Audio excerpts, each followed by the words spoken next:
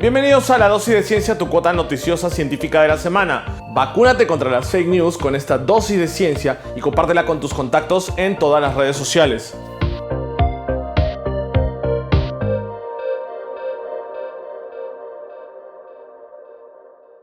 Manzanas rojas, pero por dentro. Tomates sin pepas. Coles y maíces que envenenan a los gusanos que se las quieren comer. Tomates negros rebosantes de antioxidantes, como un arándano. Papas resistentes a más y nuevas plagas y a condiciones extremas de climas. Más allá del atractivo pintoresco de algunos cultivos transgénicos, lo cierto es que los GMOs, Genetically Modified Organisms, organismos genéticamente modificados, llegaron al mundo en los 90 para quedarse. De hecho, cada vez se hacen más populares. Estadísticas al 2018 publicadas por The International Service for the Acquisition of Agri-Biotech Applications revelan que en 26 países se plantaron ese año 191.7 millones de hectáreas de transgénicos, o sea, algo así como 5 millones de campos de Marte. Los transgénicos manipulan genéticamente las semillas de diversas plantas para imprimirle nuevas propiedades que no les son propias, pero que impactarán en su resistencia al frío, a las plagas, a los pesticidas, a la escasez de agua, algo así como la diferencia entre humanos y mutantes en el universo de los X-Men. De hecho, la bióloga Sara Evanega, directora de la Alianza por la Ciencia de la Universidad de Cornell en Estados Unidos, señala que los cultivos transgénicos pueden tener beneficios ambientales notables, ya que, señala ella, permiten producir más alimentos con menos insumos, nos ayudan a conservar tierras, reducir la deforestación y promover y reducir el uso de productos químicos. Entonces, si son tan buenos los transgénicos, ¿por qué no más países, incluido el Perú, los están adoptando? Entre las principales razones se cuenta, según reportó una investigación de la Universidad de Guelph en Canadá, el temor a la polinización cruzada, cuando una planta contamina a otra similar, modificándola indirectamente. El miedo a crear en las plagas resistencia a los pesticidas, por el uso intensivo de uno solo de estos químicos, o el miedo a posibles riesgos en la salud de quienes consumen estos productos. En esta línea, el mes pasado nuestro Congreso amplió por 15 años, o sea, hasta el 2035, la moratoria de ingreso, cultivo y producción de organismos vivos modificados, que es como llamamos aquí a los transgénicos. En todo caso, ¿la ciencia lo justifica? Para aclararlo, hablamos con el PhD Luis de Stefano, biólogo molecular de plantas de la Universidad Peruana Cayetano Heredia, y con Sandro Chávez, biólogo con estudios concluidos de Magíster en Desarrollo Rural y Agricultura Sostenible por la Universidad Católica de Temuco, en Chile. Ellos discutirán estos puntos a continuación. Las técnicas modernas sí se han preocupado por elevar el rendimiento. Y una muestra de ello es lo que ha sucedido con el maíz, por ejemplo, ¿no? En Estados Unidos y aquí en el Perú, hasta los años 40 o finales de los 30, el rendimiento por hectárea del maíz era de 1 tonelada a 1,5 toneladas. Ahora estamos por las 12 toneladas. ¿Cuántas especies habremos exterminado en los últimos 8.000 años, ¿no? Sembrando en terrenos de cultivo, dedicando parcelas de la naturaleza a terrenos de cultivo. Y por eso creo que es muy importante que podamos usar cada vez menos área, pero obtener mucho mayor rendimiento. La productividad y la producción de una planta, de un cultivo, no tiene que ver fundamentalmente solamente de la semilla. La semilla es un factor, ¿no? Porque después de eso, por muy buena la semilla que tú tienes, si no la alimentas, no le pones agua, no hay clima y un conjunto de elementos de eso no va a generar. O sea, ya sabemos también que las plantas no se alimentan solamente con 3, 4 macro o micro elementos, ¿no? Nitrógeno, potasio, son como 25, 30, dependiendo de la planta. O sea, y no siempre le damos todo. Por eso que la agricultura ecológica es más potente, porque toda su propuesta parte por darle el conjunto de elementos de macro y micronutrientes a esa planta, lo cual la hace más vigorosa, más resistente, ¿no? Y con capacidad de, reproducción. Tenemos, por ejemplo, maíz y algodón resistente a plagas de insectos, que expresan una proteína de una bacteria llamada Bacillus thuringiensis, que confiere resistencia a plagas de lepidópteros. El cultivo no necesita la aplicación de insecticidas. Hay una competencia natural que la libra el agricultor entre el cultivo, lo que él quiere cultivar, y las malezas.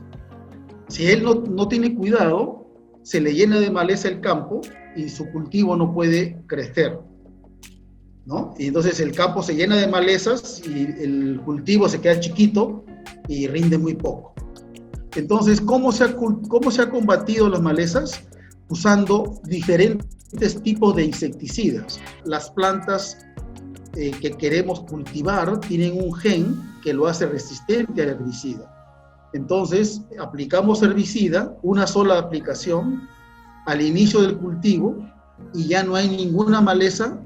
En el Perú habían 200.000 hectáreas de algodón. Ahora estamos con la justa, llegamos a 20.000 hectáreas.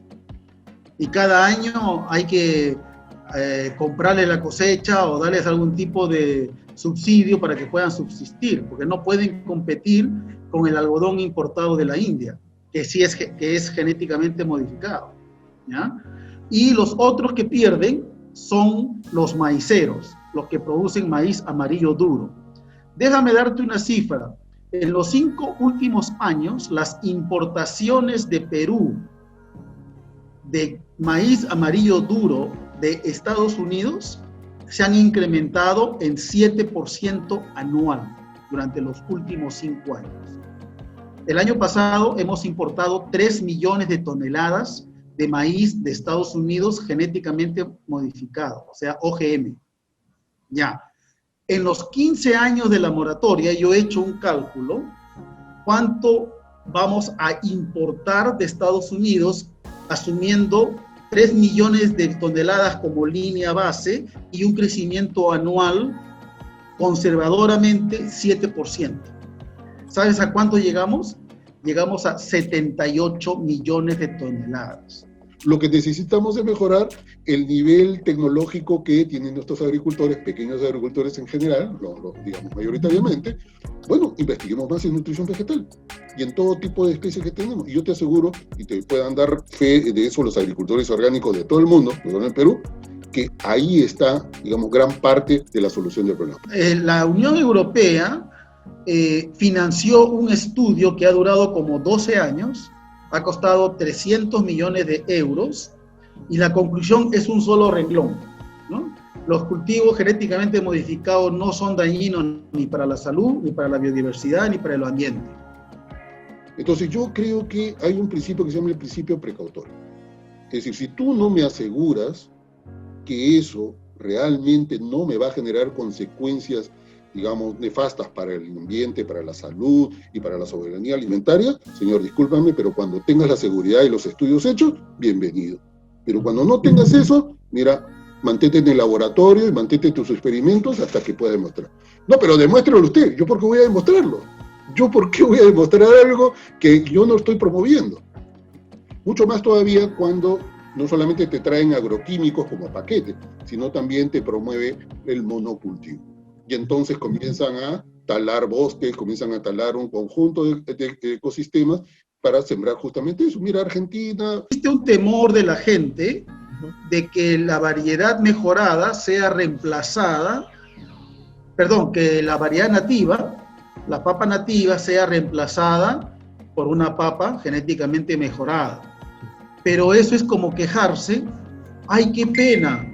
El ferrocarril va a dejar sin chamba a los carruajes de hace 200 años. Los cultivos nativos, las papas nativas, pueden ser conservadas en los bancos nacionales de germoplasma.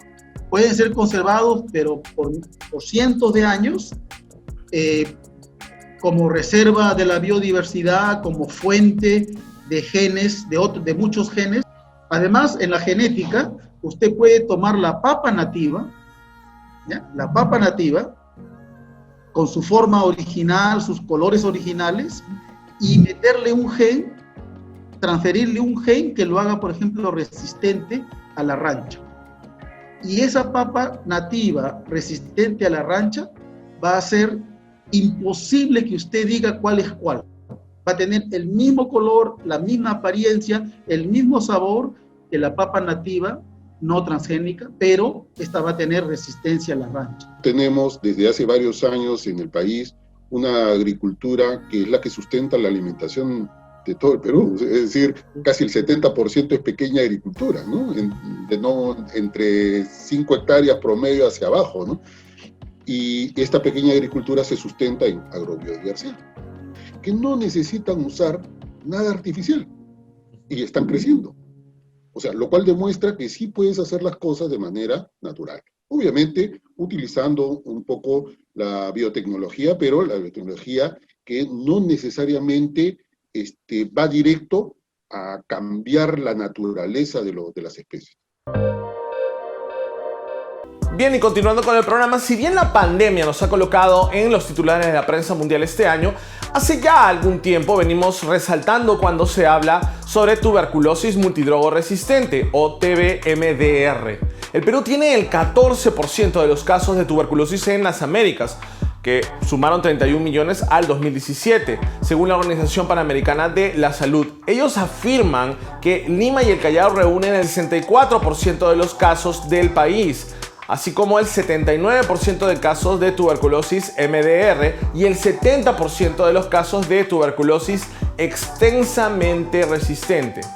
De acuerdo con un reporte publicado en Acta Médica Peruana en 2017, en aquel año se registraron más de 1.366 casos de TBC-MDR en el país y la tendencia histórica era al alza. ¿Qué es lo que hace que el Mycobacterium tuberculosis, un microbio de crecimiento lento que se multiplica con poca frecuencia, desarrolle tremenda resistencia a los antibióticos y tan rápidamente, en cuestión de semanas o incluso meses? Pues bien, investigadores de la Universidad Estatal de San Diego han descubierto una pista crucial para resolver este misterio. La respuesta puede estar en el dominio epigenético y no en el genético, que ha sido el más estudiado, según el paper recientemente publicado por la revista eLife. En cristiano, la epigenética es el estudio de los cambios heredables en la expresión génica que no implican un cambio correspondiente en la secuencia de ADN. O sea, cambia el fenotipo, que es la forma física, pero no el genotipo, que es la información genética. Esto afecta solo a la estructura física del ADN, a través de un proceso que se llama metilación del ADN, donde este añade una molécula previniendo o facilitando la expresión de ciertos genes. Mediante ese complejo proceso es que esta bacteria responsable de la TBC crea múltiples subpoblaciones, cada una con su propio fenotipo o forma física. Si bien los antibióticos pueden matar a muchas de estas subpoblaciones mutantes, al menos algunas pocas logran sobrevivir mediante esta diversificación y así desarrollan la resistencia a una serie de antibióticos. Este descubrimiento podría llevar a reconfigurar los objetivos de diagnóstico, así como a nivel de terapias y vacunas. Encontramos un nuevo modo de variación y si podemos inhibir este mecanismo de diversificación, podremos inhibir la resistencia epigenética a corto plazo, matar a las bacterias antes de que desarrollen mutaciones en el genoma y que provoquen una resistencia genética a largo plazo. Esto es lo que dijo Samuel Modin, coordinador del proyecto de investigación. En todo el mundo, la tuberculosis cada año se encuentra entre las 10 principales causas de muerte. Mató a 1.4 millones de personas en 2019 y alrededor de 10 millones de personas enferman cada año, según la Organización Mundial de la Salud. Bien, y recuerden que este año, al igual que en ocasiones anteriores, este 30 de noviembre y hasta el 9 de diciembre arranca la Feria Perú Conciencia, que organiza el CONCITEC como parte de la Semana Nacional de la Ciencia. Es cierto que la pandemia nos obliga a adoptar un formato completamente virtual mediante una plataforma digital inmersiva en la que se expondrán más de 200 proyectos desarrollados por universidades líderes en investigación, institutos públicos, empresas tecnológicas y organizaciones de la sociedad civil. Asimismo, se podrá conocer cerca de 80 proyectos escolares, los cuales competirán en la etapa final del concurso escolar de ciencias Eureka.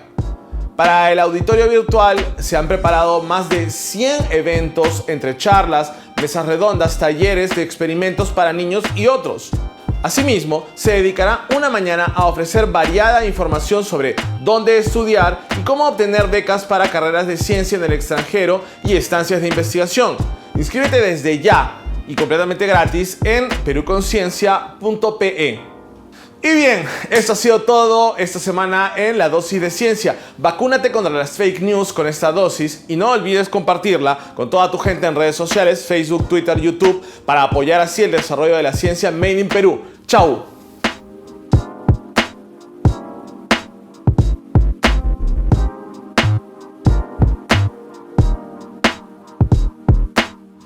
El Perú primero.